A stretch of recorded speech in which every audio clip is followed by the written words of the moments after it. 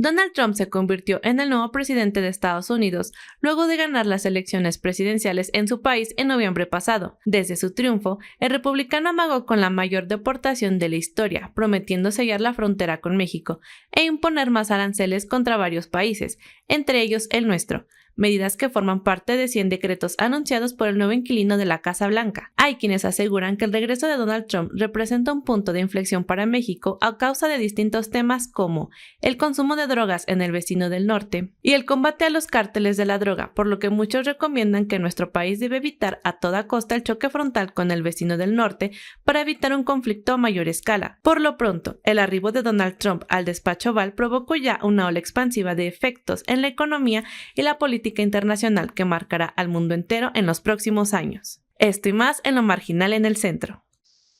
Buenas noches a quienes nos acompañan en una emisión más de Lo Marginal en el Centro. Bienvenidas y bienvenidos.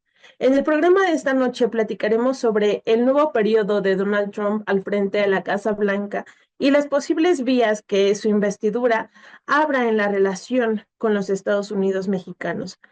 Para construir un análisis respecto a esta situación, me acompaña esta noche el doctor Julio Guato, quien es doctor en Economía e investigador en el San Francisco College de New York. Doctor Julio, un placer contar nuevamente con usted en Lo Marginal en el Centro. Bienvenido. Muchas gracias por invitarme. También está con nosotros la doctora Cristina Hall, quien es investigadora del Centro de Investigaciones sobre América del Norte de la UNAM, maestra en estudios de traducción por la Universidad Pompeu Fabra y doctora en Ciencias Políticas y Sociales por la UNAM. Cristina, muchísimas gracias por aceptar nuestra invitación. Bienvenida a Lo Marginal en el Centro. Muchas gracias, es un placer estar aquí. También se une a este panel la doctora Estefanía Cruz Lera, quien es miembro del Sistema Nacional de Investigadores, es maestra en Relaciones Internacionales por la UNAM y doctora en Ciencias Políticas, Políticas Públicas y Relaciones Internacionales por la Universidad Autónoma de Barcelona. Estefanía, un gusto contar con tu perspectiva en el análisis de esta noche. Bienvenida. Gracias, Jenny. Un placer, María Cristina y Julio. Perfecto, entonces comencemos con el análisis de esta noche.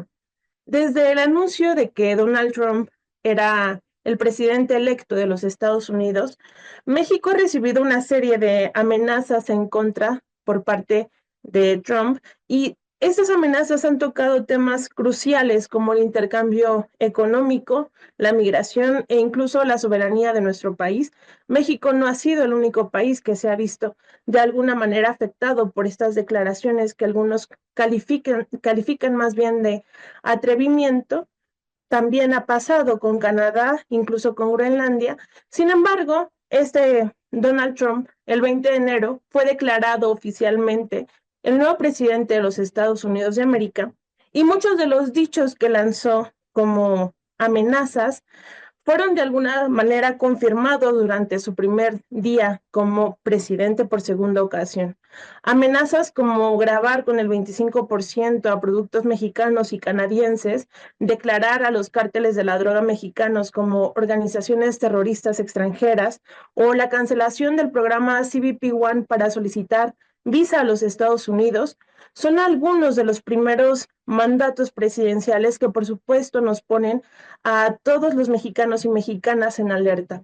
Quisiera comenzar con usted, Cristina, preguntándole cuáles son las razones de las declaraciones de Donald Trump contra México y cuál es su perspectiva al respecto. Bueno, creo que lo principal es recordar que ante todo las razones son electorales. Le ayudaron mucho a Donald Trump ganar la elección, poder culpar, por ejemplo, a migrantes por la supuesta inseguridad que se vive en Estados Unidos, a México por la crisis del fentanilo, ¿no? O sea, lo principal es tener algo que galvanice a las personas para que voten por él, un discurso de miedo.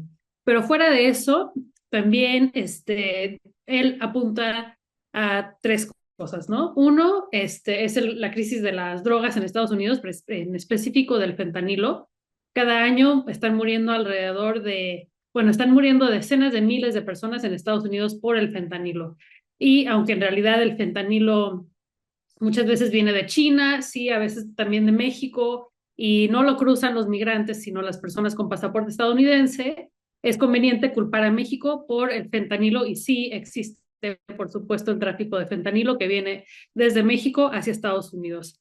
Entonces, eso es lo primero. Después, sobre la migración, pues durante la presidencia de Biden migraron más o menos 8 millones de personas de manera indocumentada a Estados Unidos. Y entonces esto también, pues para él es algo muy problemático, a pesar de que Estados Unidos sí necesita mano de obra migrante, ¿no? Pero es un número que a él le hace mucho ruido.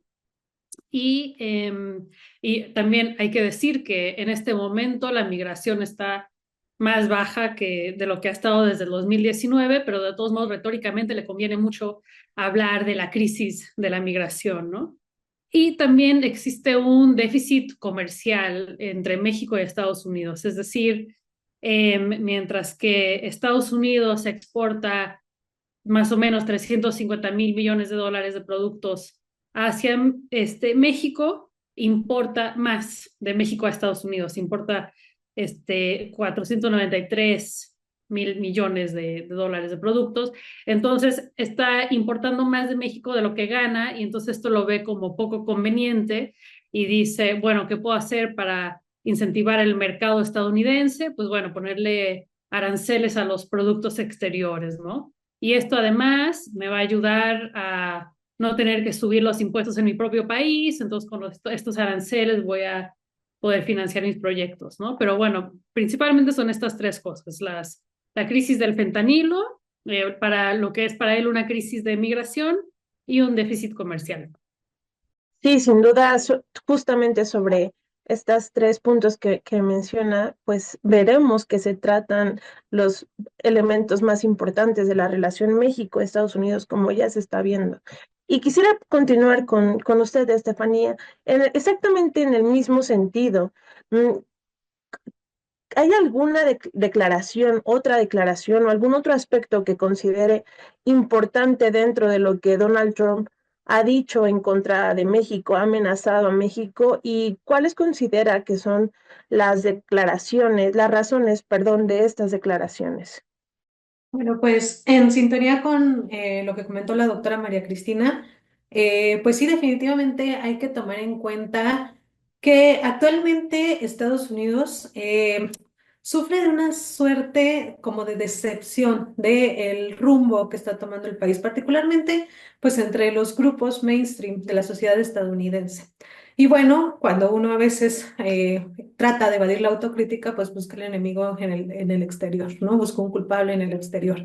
Y en este sentido, en uno de los países que tiene mayor cercanía, una de las relaciones más especiales que va a tener Estados Unidos va a ser con México. Es decir, si bien los estadounidenses a veces no son capaces de ubicar en el mapa dónde está Singapur o dónde está Afganistán, ¿no? Por ejemplo, sí tienen muy presente la relación con México. Entonces creo que de allí va a venir que le reditúe mucho políticamente a Donald Trump atacar a México, a ver a México como una fuente de problemas, ¿no? Es un lugar que está muy cercano. Y bueno, yo creo que se suma a estos ataques por primera vez otros frentes, como es el caso de Canadá, ¿no? Canadá, que era el clásico primo agradable de Estados Unidos, pues de repente también va a asumir estas consecuencias. Y bueno, aunado a esto, ¿por qué México? Otra vez, ¿no? ¿Por qué México es la piñata política favorita de Donald Trump? Pues por el hecho de que hay entre 36 y 48 millones de personas, dependiendo que tomamos en cuenta, que van a rastrear, viviendo en Estados Unidos, que van a rastrear sus orígenes hacia México. Entonces, pues también todo eso se agrega a estas dinámicas que pues muchos autores denominan como estas guerras culturales que está experimentando Estados Unidos, aunado a esta crisis de identidad que inclusive que tienen los estadounidenses, esta incertidumbre sobre el futuro que tienen los estadounidenses. Entonces, todo esto se cataliza en que lleguen personajes megalómanos a la política estadounidense como Donald Trump. Yo creo que en varios contextos del mundo, pues nos parece extraño, ¿no? Que los estadounidenses, pues, hayan escogido para un segundo mandato a Donald Trump. Pero bueno, las explicaciones más concretas están justamente en las problemáticas que está viviendo Estados Unidos en el interior del país. Sí, y algo que mencionaba Estefanía y que me parece muy interesante para continuar con la conversación, tiene que ver pues con la relación tan cercana que existe entre México y Estados Unidos, no solamente comercial, que por supuesto que esta es de las más importantes, sino incluso también de las dos familiares. Y algunas de estas declaraciones tienen consecuencias graves, o algunas de estas acciones tienen consecuencias graves para mucha de la población de forma muy cercana, de forma muy personal. Y quisiera preguntarle, doctor Julio, indagando no solamente en el ámbito personal, por supuesto, sino también en el ámbito, digamos, macro, ¿cuáles pueden ser las implicaciones o las consecuencias de todo esto que Donald Trump, con lo que Donald Trump está amagando? Si voy a decir algo obvio, las consecuencias van a depender no solo de Trump y de Estados Unidos. Obviamente México no está pintado, México tiene opciones. El desenlace va a depender de la forma en que México, su gobierno y su pueblo respondan o reaccionen a este cambio drástico en la política de Estados Unidos, porque creo que de eso se trata. Trump no es un político tradicional, Trump es un político diferente, ha demostrado mucha audacia y ha logrado conquistar ah, un espacio un espacio autocrático, es decir, un espacio unipersonal de cierta autonomía con respecto al deep state, con respecto al aparato estatal de los Estados Unidos. Entonces es un cambio drástico en la política de Estados Unidos y obviamente este estilo de gobierno de Trump va a tener un impacto en este desenlace. Por supuesto, el entorno general, la situación internacional también van a influir en las consecuencias. Pero en primer lugar, hay que entender que el poder de Estados Unidos no es infinito. Las deportaciones masivas, si es que se llevan a cabo y parece que se van a llevar a cabo en cierta escala, y una guerra comercial contra México mediante aranceles, los que mencionaba la doctora Cruz, ah, restricciones financieras y de otro tipo, y, y ya no digamos una intervención militar en México bajo pretexto de perseguir a bandas de narcos. Yo creo que todo esto va a comportar costos a Estados Unidos, costos que pueden ser muy altos.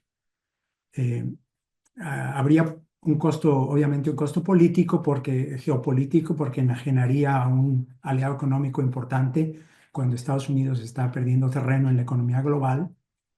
Habría un costo diplomático, pérdida de prestigio por comportamiento arbitrario, que no es algo desconocido en la conducta de los Estados Unidos, pero que ahora tiene otro grado de crudeza, de desnudez.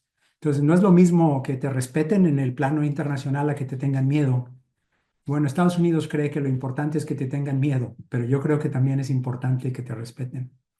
Eh, Mientras más equilibrio geopolítico haya, la importancia del respeto mutuo creo que crece en lugar de decrecer. Por supuesto, el costo económico directo, porque la guerra comercial perjudicaría obviamente a México, pero también a intereses domésticos en Estados Unidos que dependen de la conexión económica con México y también por las presiones inflacionarias, algo que mencionábamos en un programa anterior, ¿no? Tanto las deportaciones masivas como una guerra comercial contra México y contra China y contra todos los países a los que está amenazando Trump, obviamente todo eso tiene consecuencias inflacionarias que socavan la base de apoyo popular que Trump ha conseguido.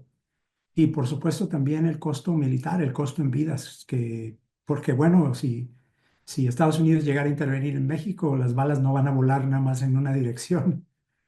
Entonces, es difícil predecir las consecuencias, pero yo dudo que las metas que Trump persigue vayan a realizarse así como él las ve. Ahora, quiero decir rápidamente que Trump ha declarado repetidamente que él prefiere la paz. Se ganó votos presentándose como pacifista en comparación con Biden y Harris. Yo espero que sea así y que realmente se incline por soluciones pacíficas. Hay que reconocerle que su intervención para detener el genocidio palestino en Gaza por el régimen sionista de Israel es una intervención que fue importante.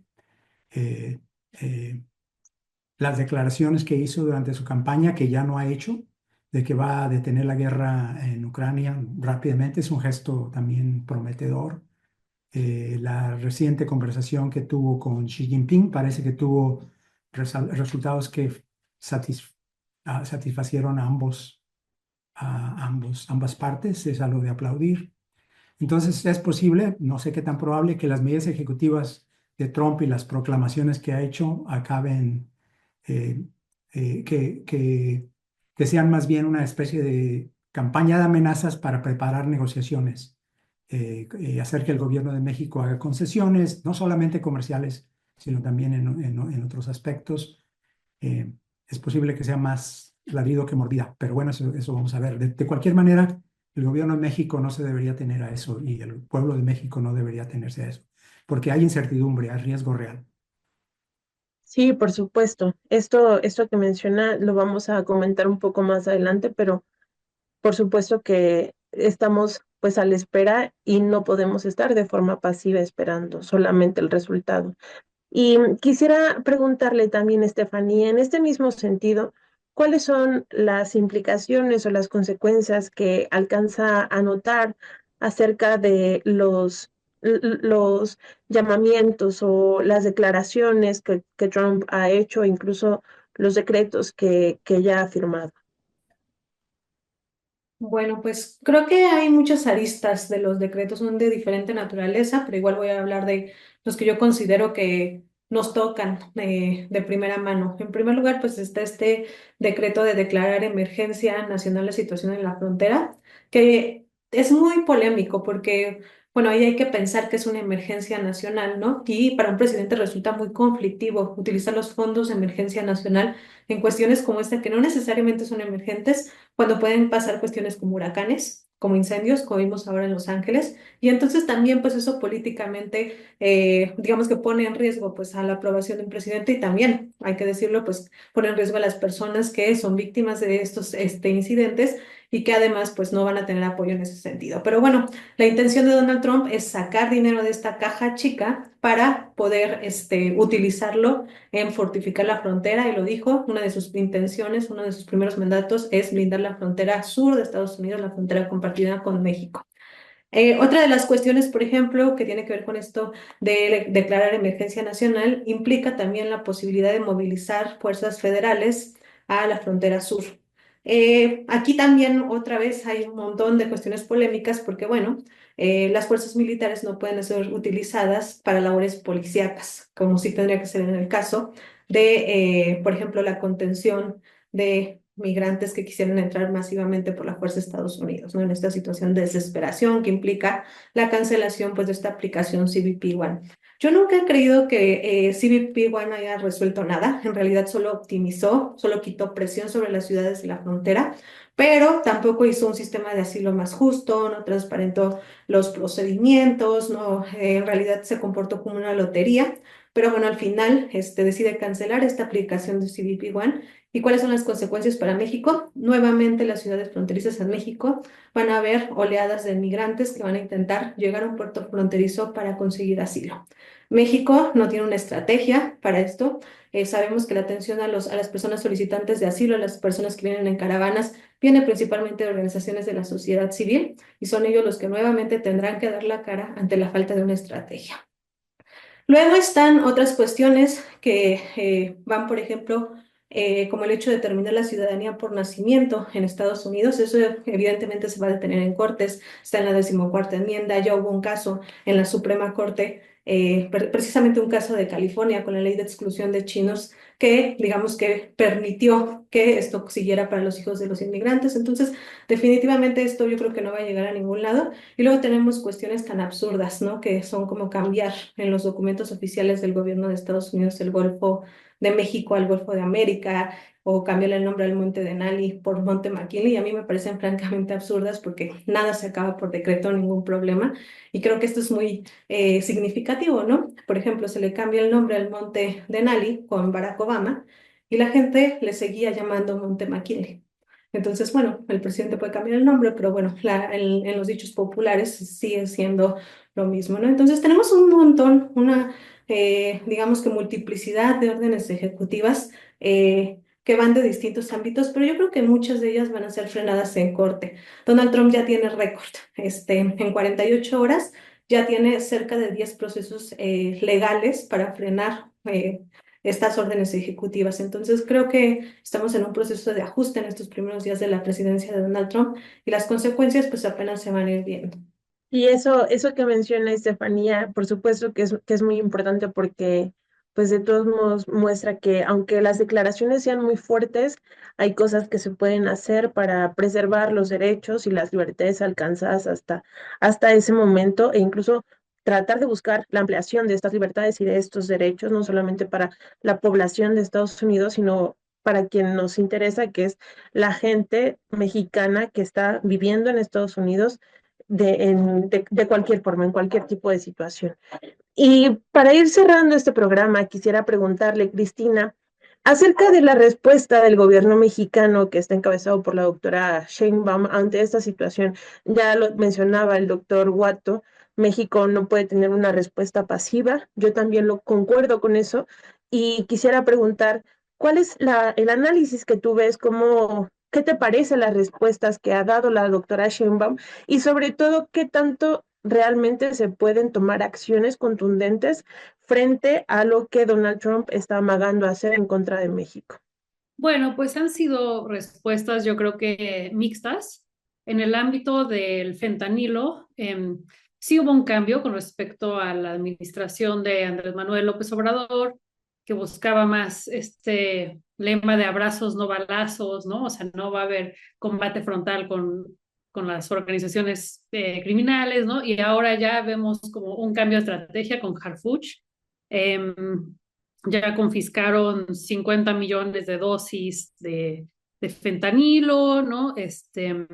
Detuvieron a más de 5,000 personas involucradas, o sea, como que quieren llegar a la mesa de negociación con ciertas cosas en la carpeta para decir, bueno, nosotros ya hicimos esto, ya hicimos lo otro, ¿no? Para que no nos pongan aranceles o no nos envíen el ejército contra los terroristas, ¿no? Entonces, esto es lo que vemos en el ámbito del fentanilo en particular.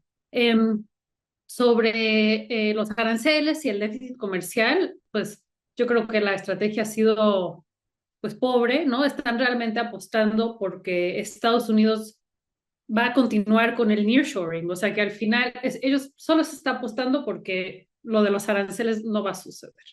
Básicamente se cree que como lo hizo Andrés Manuel López Obrador, esto se puede frenar con ciertas negociaciones, ¿no? Por ejemplo, Ebrard, o sea, recuerda que los aranceles pueden provocar mucha inflación para la población estadounidense, ¿no? En realidad puede ser mixto, ¿no?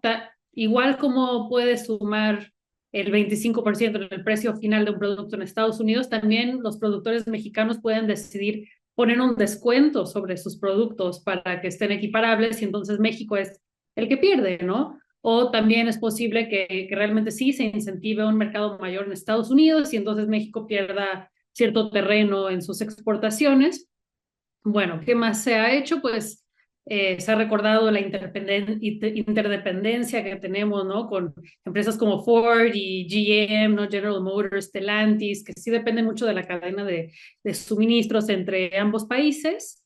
Y se ha tratado de posicionar a México como un contrapeso a China, ¿no? Durante la pandemia hubo muchos problemas con la cadena de suministro pues, porque China estaba totalmente cerrado por la pandemia, pero también pues ya hubo una guerra comercial entre Estados Unidos y China, ¿no? Y México se posiciona como este lugar cercano en que se puede hacer el nearshoring y la manufactura. Pero bueno, lo que se presentó recientemente, el Plan México aquí, pues sí parecía una lista de deseos, ¿no? Van a invertir tanto en México, ¿no? Y no se contempla realmente bueno, recientemente leí que si sí se imponen estos aranceles, México podría perder el 2% de su PIB, puede empezar un proceso de desindustrialización en todo el país, o sea, tenemos la industria de la agricultura, del equipo médico, de las computadoras, de los celulares, muchísimas industrias que dependen del consumo de nuestros productos, porque al final el 80% de las exportaciones mexicanas van para Estados Unidos.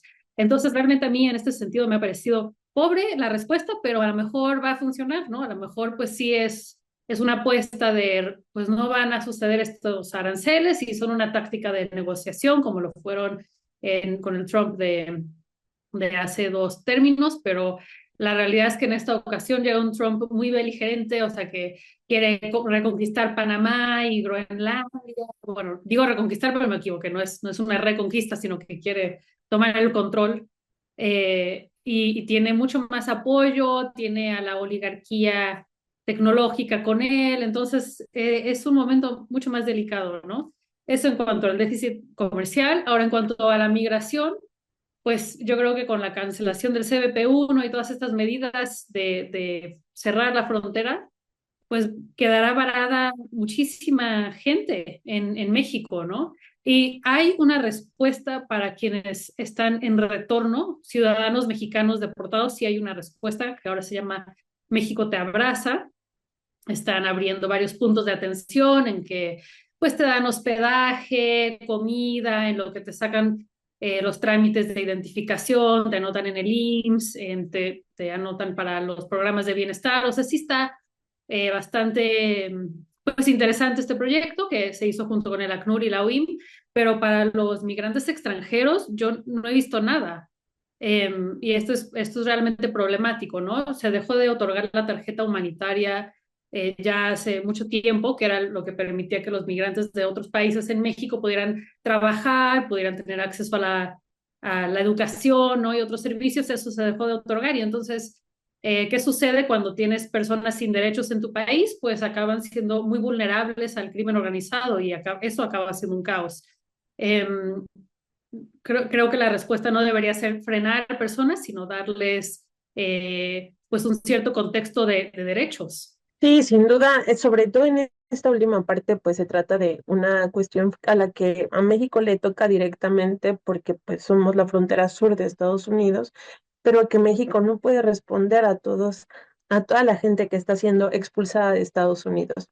Y quisiera preguntarle a usted, doctor Guato, para ya terminar con el programa, justamente por la respuesta del gobierno mexicano que ya mencionaba como fundamental dentro de todo este rompecabezas que se está comenzando a armar y reacomodar.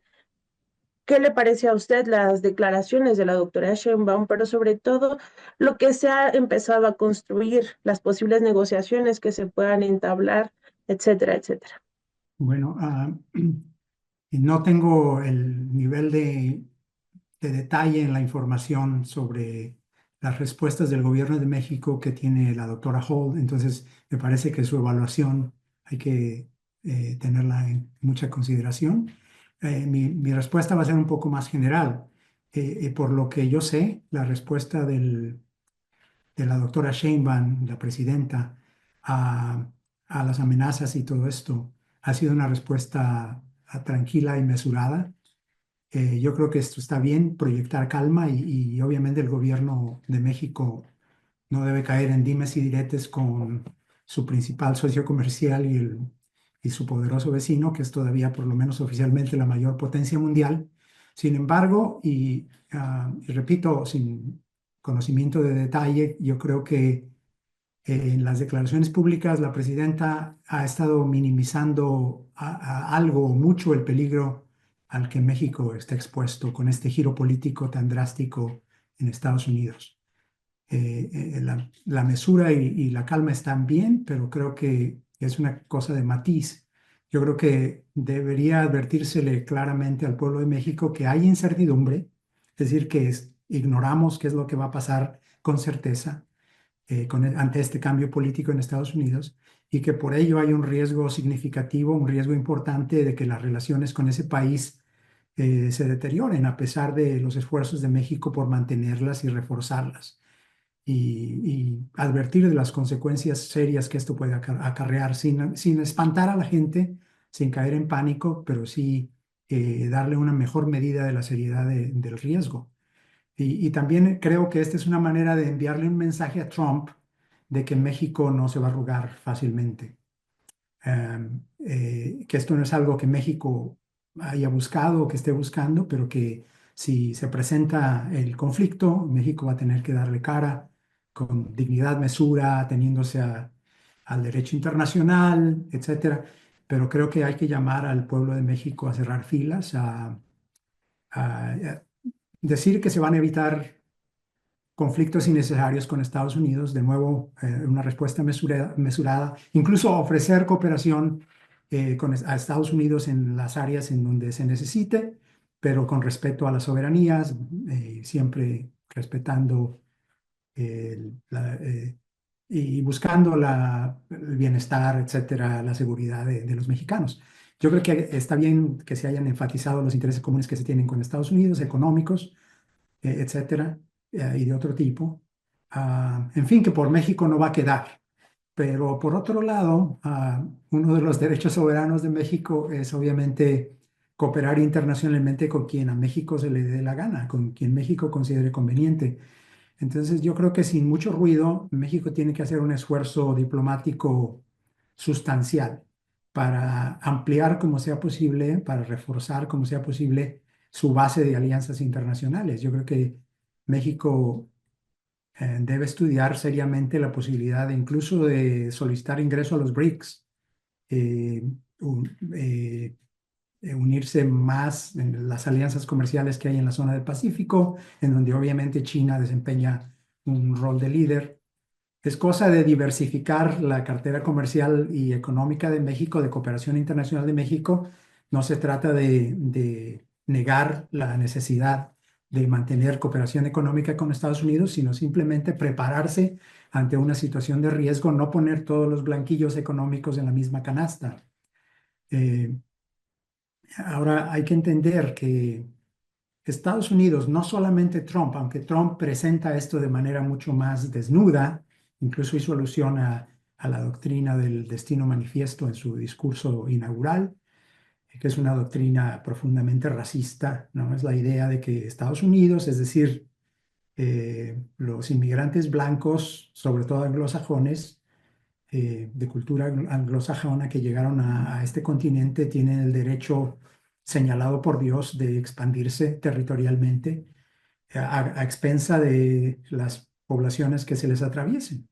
Entonces, Trump está presentando esto de manera mucho más descarada, mucho más abierta, pero ese es el lenguaje que en realidad en última instancia Estados Unidos entiende y respeta, o por lo menos teme. Y entonces yo creo que